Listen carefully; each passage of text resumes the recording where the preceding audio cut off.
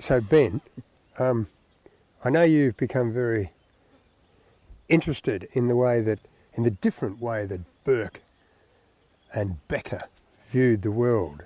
They had a different Weltanschauung, to use the German word, a different outlook on life, didn't they? That's correct, Jonathan. When I think about it, I look at Becker, and Ludwig Becker was an incredible artist. But he wasn't just an artist when we think of artists in terms of painting canvases, putting them up in galleries. He was out in the environment, studying the environment, seeking to understand the different kinds of natural systems that he was passing through. Even the idea of a natural system was something that I believe he was aware of, but somebody like Burke was absolutely not aware of. So to me, when I think about Ludwig Becker, when I think about these types of people with inquiring minds, I see something like this. It's an open hand. It's a palm that is open towards learning about the world. And I think this is so important when you compare it with this, which is a closed fist, which is closed towards new ideas, towards seeking to understand the environment. And this is the way that I see Burke. It's two very, very different ways of thinking about the world. And I think that it's so important now that we be aware of the differences that these two ways of thinking not only have on their immediate surroundings, but the impact that it has on potentially the future of our whole natural environment. Well, coincidentally, the stencil negative paintings of the open hand by the Aborigines at Mutawinji, which Becker painted, they are open hands, and he loved them, didn't he? That's right. And when you look at the way that Indigenous people in Australia had come to live in harmony with their environment, it was that type of thinking, it was that awareness of environment, which is so alien and different to the type of way of thinking of Burke. When he came into this world, he sought to dominate, he sought to conquer. And what I'm interested in as well is what's happening to our children. How are we facilitating our children to become free thinkers, to think like Ludwig Becker as opposed to Burke? Well, Burke was responsible for 7 deaths on this expedition. If Becker had been in charge, tell me. Well, I'm sure that things would have turned out very differently. Ludwig Becker was the kind of person that not only had an understanding in terms of what was necessary to learn about the environment, he was also aware of the kind of potential future that the actions of a person have on the environment. I mean, look around us now.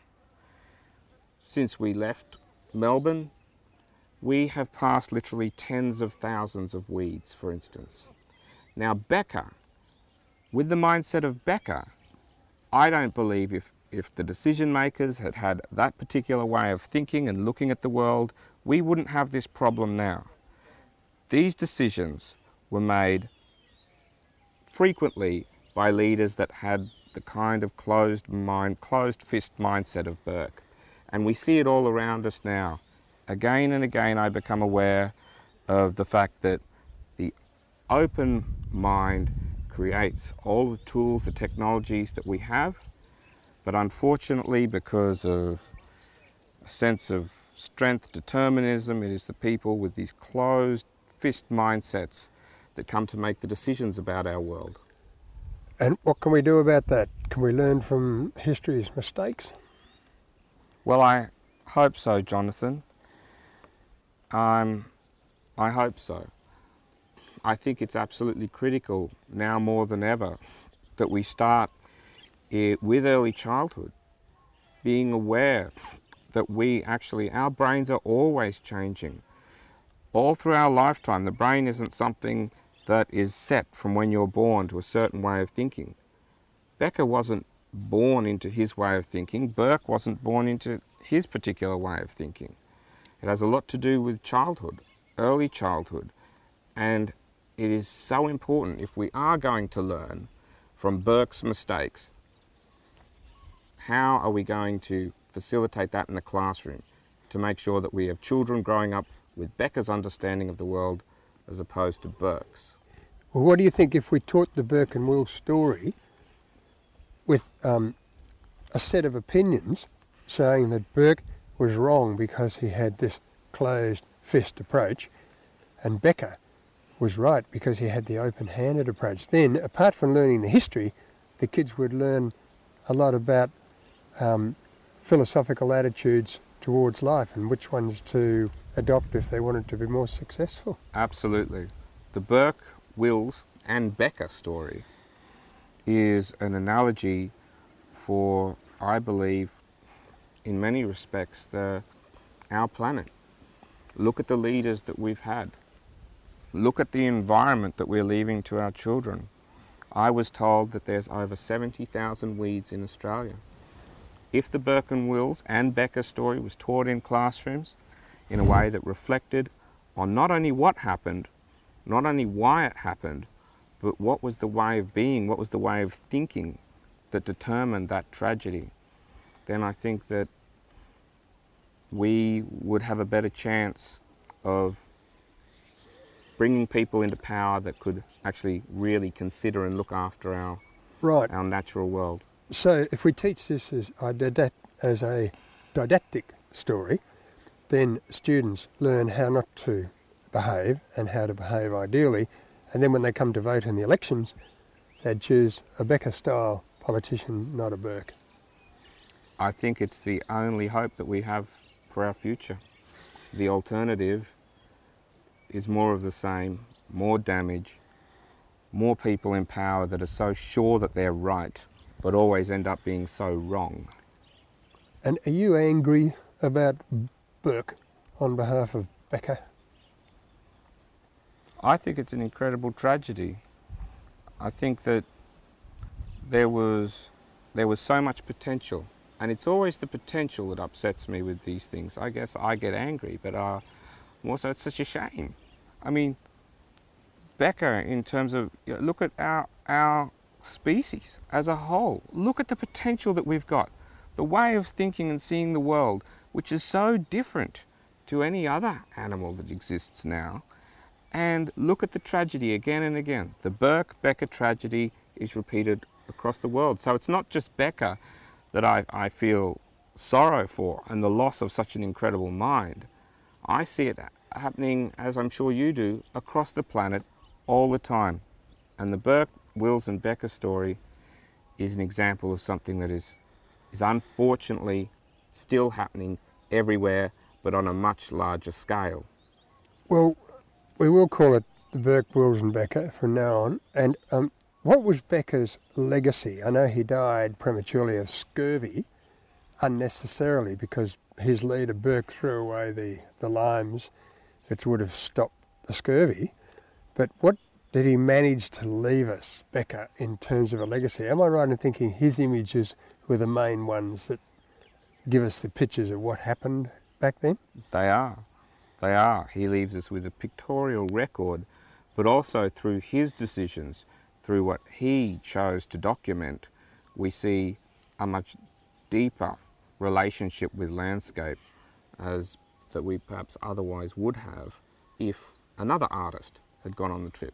So it's not just a legacy in terms of documentation, it's also a legacy in terms of encouraging perhaps other artists, aspiring artists, to come to landscape very differently. And we look at artists such as Mandy Martin, John Wolseley, people that appreciate, through Becker's work, through their own work, natural systems, and even the word, a natural system, a system that's in balance. This kind of thinking, which appreciates that balance and is sensitive to it. Whereas this, where everything, unfortunately, because it's so sure that it's right, and it's so focused on itself and its own way of being, results in everything being thrown out of balance. And you may add Bill Robinson Yes, to that. absolutely, absolutely. And so Becker is probably one of the greatest unnecessary deaths But is he well known in his native Germany? Because I don't think many Australians would ever have heard of Becker, do you? No. And unfortunately, that again is a tragedy in itself, and it's got something to do with the way that we're brought up to think about the world. If we were brought up to think about appreciating nature, being more in touch with all of the smaller, the macrocosms and microcosms of nature, perhaps more people would be interested in Becker. But perhaps they just say, oh, he was only an artist. Well, that's what the power structure says. Burke was the leader, he was only an artist. Yet he was probably more in tune, not only with the environment, but surely the Aborigines. Burke shot at them, Becker painted them with great sympathy, is that right? That's right, that's correct. And it's another example of a way of being and a way of thinking that is open to new perspectives, new people, new ways of relating to landscape. See, this kind of thinking again, it's more malleable. If it has an idea, it seeks out, is this correct, is it not? And it weighs these things up. Whereas this way of thinking, because it has such clear ideas that are fostered outside of the natural world, these kinds of ideas are fostered in an environment where humans completely dominate the environment. And we don't have time for that anymore. We don't. We're running out of time. So you have created a new history lesson here. You say, let's study the Burke, Wills and Becker story and teach the kids how we have to behave, taking our cue from Becker, to save the planet. I think it's absolutely critical. I think it's very timely as well.